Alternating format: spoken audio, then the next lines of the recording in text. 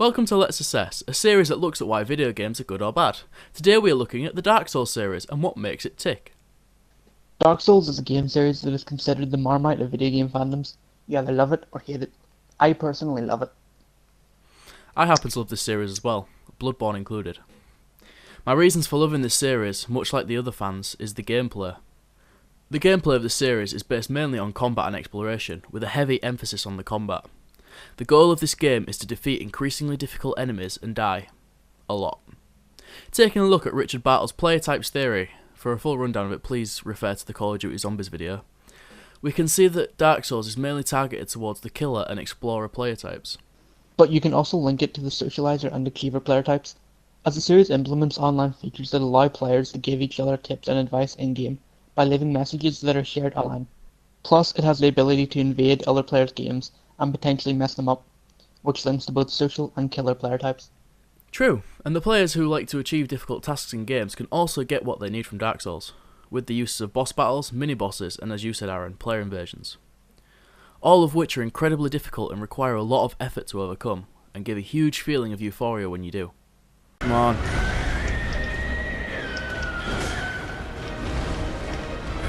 Oh, ow, ow, ow, ow, ow. I'm getting stupid now,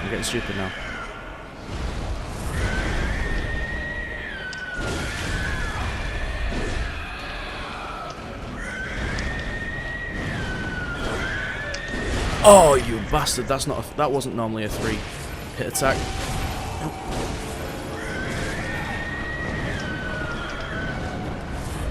Right, that's it. I now have to kill him, otherwise I am fucked.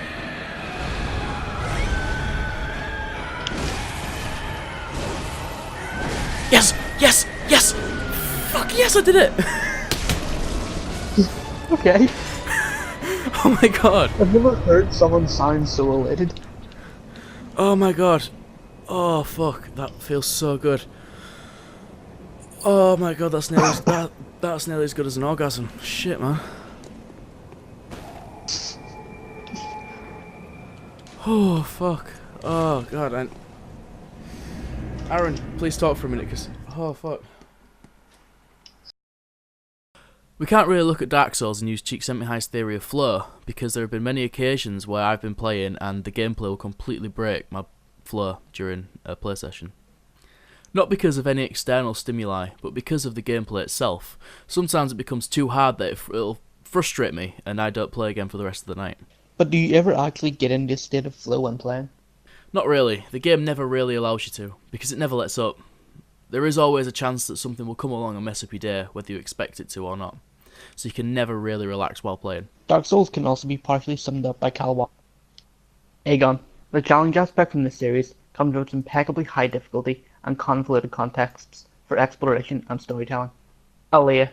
The chance aspect of Dark Souls comes from the fact that you can pretty much die at any moment. Mimicry. This is summed up by the fact that the player takes control of a blank, nameless character, usually projecting themselves onto it. Aliens.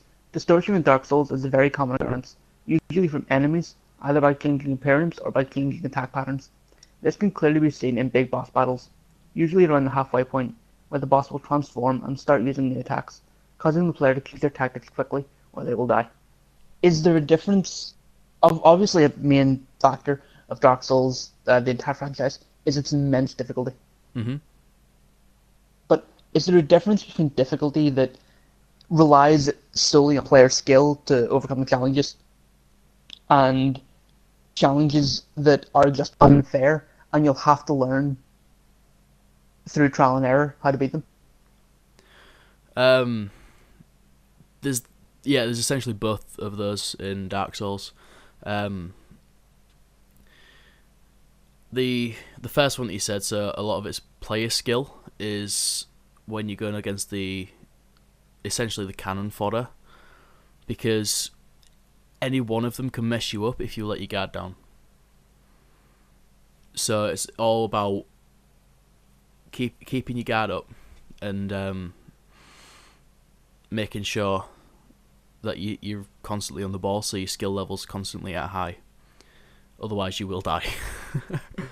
That happens a lot. And the second thing that you said, that is mainly with a boss battle or a mini boss battle. where you have to run in, assess the boss first, and chances are while you're assessing the boss you will die. Because once you get one attack pattern down, or like multiple attack patterns, usually about halfway through the boss battle they'll change form, and then with that they'll change attack patterns as well. So your rhythm for fighting it will have to change. So you'll have to maybe take a step back and sort of like keep dodging until you figure out their weak, like their opening spots. But yeah, it's essentially got both. What about saving in the game? Because I'm pretty sure you can only do that at very certain points. No, you can save at any point you want. However, Oh, really? I think yeah, it'd be like at a campfire. no, campfires are the bonfires. Sorry, are they're the points where you can heal and kind of like a place where you can just sort of rest and get your bearings, and it's like a checkpoint system. Oh, okay. You can save at any point just by quitting the game.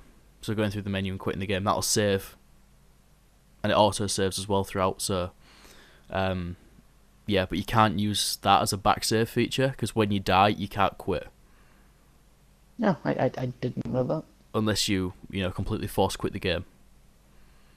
But the chances are it's probably auto saved and fucked you up anyway. So I'm pretty sure when you die, you get an auto save. All right. Yeah. So it's constantly like relentlessly punishing you. Well, what about sort of grinding to level your character up? Mm-hmm. Like if you go into a boss fight and you get destroyed, you come back out of it, you go and like kill a bunch of cannon fodder, level up a bit, go back fight the boss again. Yeah, it's a lot of that basically. But usually, when you get to the boss battle, it's usually quite a distance away from the last bonfire. So by the time you've died in the boss battle and you've gone through all those enemies again to get to the boss battle, you've got enough souls to then run back all the way through to the bonfire, go to your main hub world, level up, go back to the bonfire, run through them all again, get enough to level up again, go all the way back, and are you essentially doing that trip until you can like rip through those enemies, and then by the time you get to the boss battle, you're pretty much at your peak, ready to go. Oh, okay. That's if you play it as like that. I mean, I've played it a few times where it's just like I've ran through, gone against the boss on like my last legs, essentially, and it's not always gone well. Yeah, a lot of it's quite stressful, but it's fun. It's a fun thing to play. It's kind of tricky, this one, because it's hard to define certain mechanics and like theories behind what makes it so good. It just kind of is. Yahtzee Croshaw, a critic on the internet, actually sums up Dark Souls and Bloodborne and that lot in one of the best ways that I've ever heard it being summed up. It's essentially smashing your head against a brick wall until something happens. Okay. And that is that. Yeah, it's pretty much that. And it's got all of these elements that we've spoken about already, but it's kind of hard to define the one thing that makes it addictive and makes it good. I don't know if it's the repetition of it, or if it's kind of like an OCD going through, so you have to take out every single enemy, or it might come back to bite you in the butt. But yeah, it's essential. The game is essentially, or the game series is smashing your head into a brick wall. The game. And it's a lot of fun. But it does take a lot out of you. It's very exhausting. No, you can't really get into a state of flow with it, because like I said, there's always something that'll break it within the game. But it does cater to pretty much every single player type, if they're that way inclined.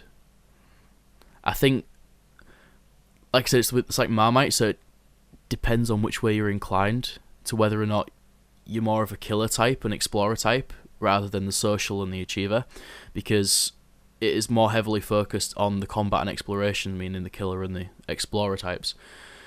So I'm guessing those are the people who will go for it more rather than the socializers and the achievers. I'm guessing that's like the best way I personally can sum this up. Out of interest, can the player invasions be used to benefit the player, not only hinder them?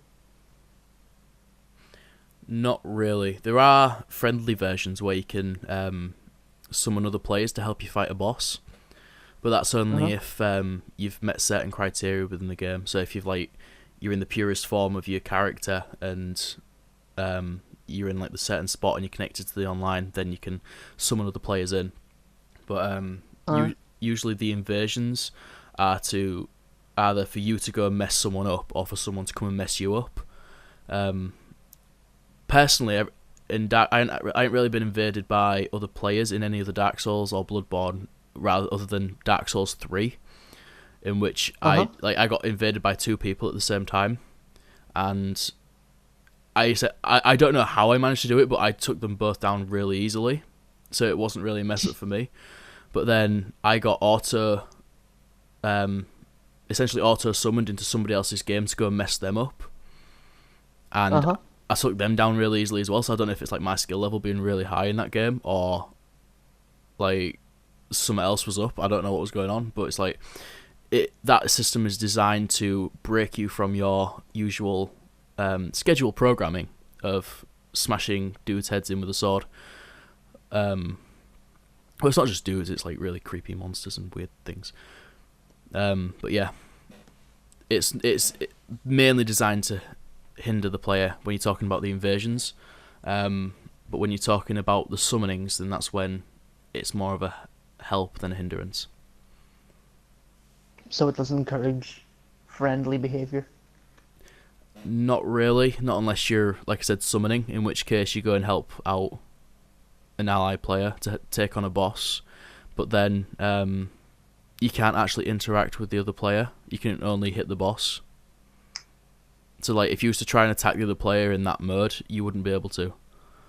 But if you was invading, then you'd be able to attack them because that's the whole point of it. But you won't be attacked by any of the other enemies, so your main focus is the player. It's like all the other enemies and the AI and stuff, they'll ignore you, but you can only attack the other player. Alright, so thanks for watching. That's everything we're going to go through today. If you want to check out the previous video, it's in either an annotation box somewhere on the screen or in the description box below. Thanks for watching. I hope you enjoyed it. I hope it's informed you more on the aspects of game design. And see ya.